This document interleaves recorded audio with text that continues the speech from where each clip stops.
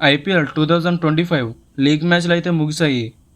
వాస్తవానికి టోర్నీ తొలుత ప్రకటించిన షెడ్యూల్ ప్రకారం జరిగి ఉంటే మే 25న ఫైనల్ మ్యాచ్ జరగాల్సింది. కానీ భారత్ పాకిస్తాన్ మధ్య ఉద్రిక్తతల కారణంగా లీగ్ వారం పాటు వాయిదా పడింది.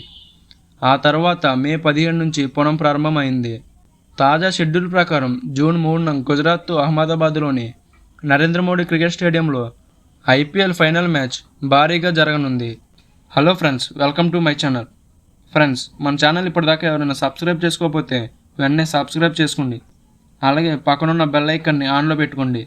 నేను పెట్టే ప్రతి వీడియో మీకు నోటిఫికేషన్ రూపంలో వస్తుంది. చాలామంది మన వీడియోని చూసి వెళ్ళిపోతున్నారు కానీ సబ్స్క్రైబ్ అయితే చేయట్లేదు. ప్లీజ్ సబ్స్క్రైబ్ అయితే చేయండి. ఇక ఈ మ్యాచ్ కోసం బీసీసీఐ భారీ ఏర్పాట్లు చేస్తుంది. సరిగ్గా వారం రోజుల్లో ఈ మెగా మ్యాచ్ జరగనుంది. సాధారణంగా ఎప్పుడైనా ఫైనల్ మ్యాచ్కు ముందు ముగింపు వేడుకను నిర్వహిస్తారు. అయితే ఈసారి మాత్రం ఆ కార్యక్రమం ప్రత్యేకత సంతరించుకుంది. ఈసారి వేడుకల్లో ఉగ్రవాదంపై భారత్ చేపట్టిన ఆపరేషన్ సింధూర్ విజయాన్ని సెలబ్రేట్ చేయాలని బీసీసీఐ డిసైడ్ అయింది. ఈ మేరకు భారత సాయుధ దళాలకు బీసీసీఐ ఆహ్వానం పంపింది. ఈ విషయాన్ని బీసీసీఐ కార్యదర్శి దేవజిత్ సైకియా వెల్లడించారు.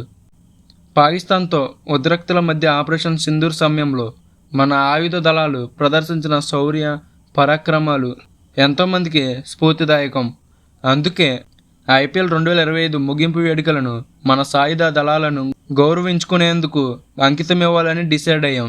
Army chief general Upendra Dwivedi, navy chief admiral Dinesh K Tripathi, వాయుసేనాధిపతి air chief marshal Amarpreet Singh, military top rank అధికారులు, పలువురు జవాన్లు ముగింపు వేడుకకు ఆహ్వానించాం అని బీసీసీఐ కార్యదర్శి వెల్లడించారు. జమ్మూ కాశ్మీర్లోని పహల్గామ్ ఉగ్రదాడిలో 26 మంది చనిపోయిన విషయం తెలిసిందే. దీనికి ప్రతీకారంగా భారత్ ఆపరేషన్ సింధూర్ చేపట్టి పాకిస్తాన్లోని 100 మందికి పైగా ఉగ్రవాదులను మట్టుబెట్టింది. ఈ విజయాన్ని సెలబ్రేట్ చేసుకోవాలని బీసీసీఐ నిర్ణయం తీసుకుంది. జూన్ 3న నరేంద్ర మోడీ స్టేడియంలో ఫైనల్ మ్యాచ్ జరగనుంది. మన ఛానల్ని సబ్స్క్రైబ్ చేయండి.